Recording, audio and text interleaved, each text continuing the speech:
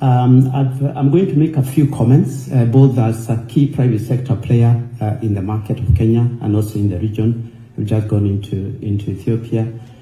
A successful business in East Africa, the Safaricom PLC, you'll have heard the president mention a few times, is the largest telecommunication business.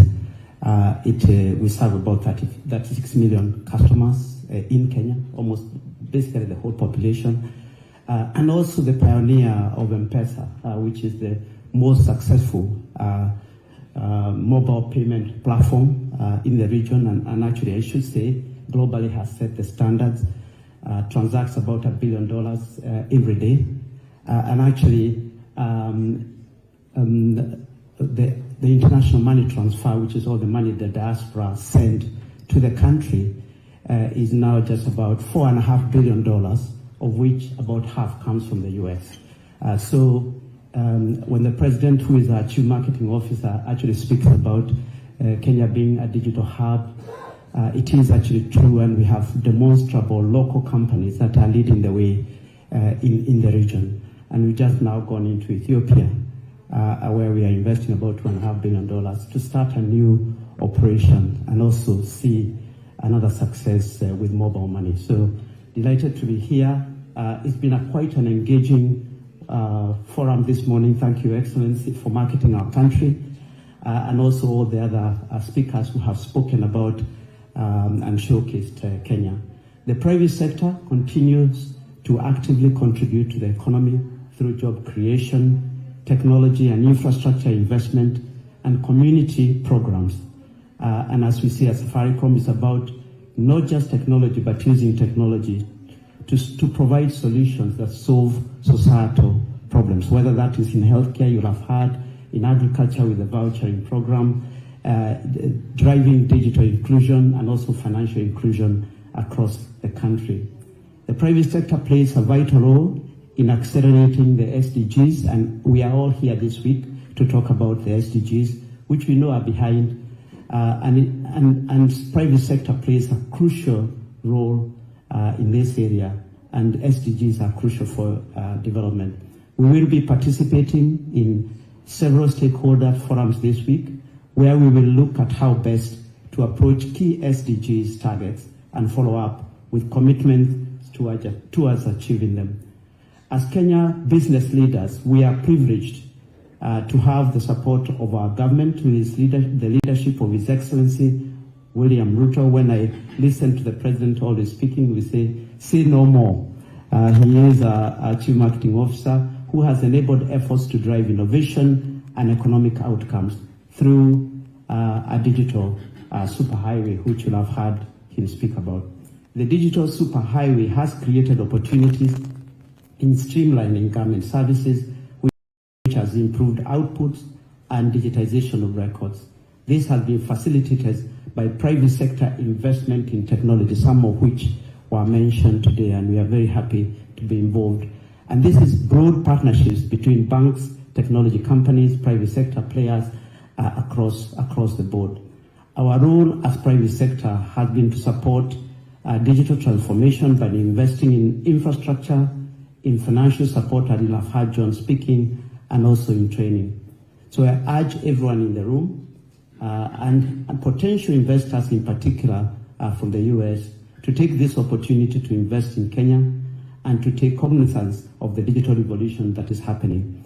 As members of KEPSA, we are ready to support any engagement with the public sector and deepen private sector involvement in steering the economy forward. And very happy to be here, and thank you for your participation. Thank you very much this morning.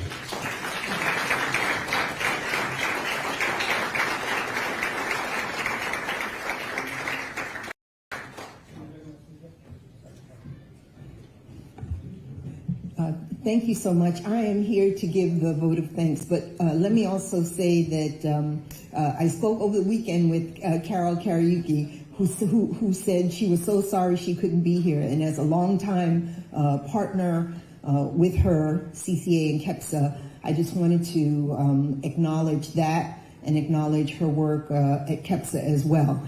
So thank you so much, Your Excellency, for being here, for being a visionary leader, not just of Kenya, but of Africa.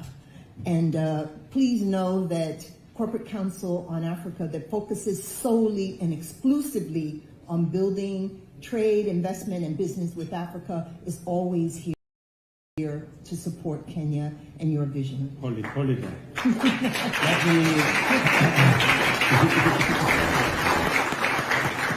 Thank you very much. I know this is out of protocol, but I just thought of saying just one thing. Peter has spoken very eloquently about what we're doing, and that the government of Kenya is a shareholder in his. And when he mentioned shareholder, I thought about dividends.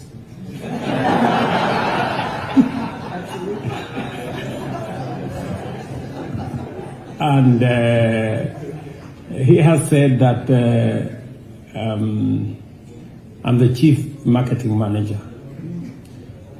You know, I have to really work hard, because Kenyans set very high standards for me. I really have no choice. And good is not good enough. They only believe in excellent. So that's why sometimes, you know, when I'm doing something good, they still push me. Sometimes with a little demonstration here that you're not doing as much as we told you to do.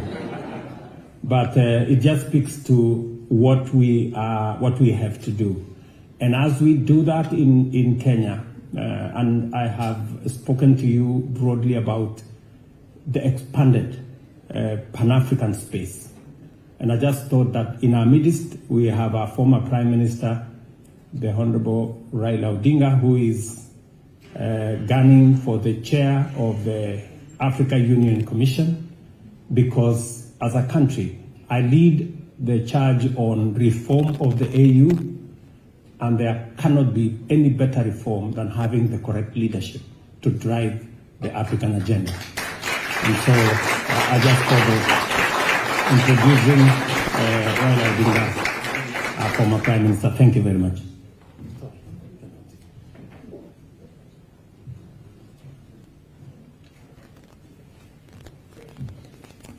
Thank you, Your Excellency, and thank you, Flory.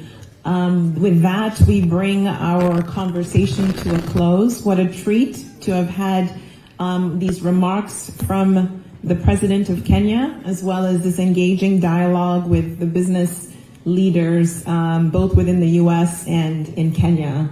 Thank you all so much. I'd ask if you could stand as the President and his dignitaries leave the room. Thank you so much.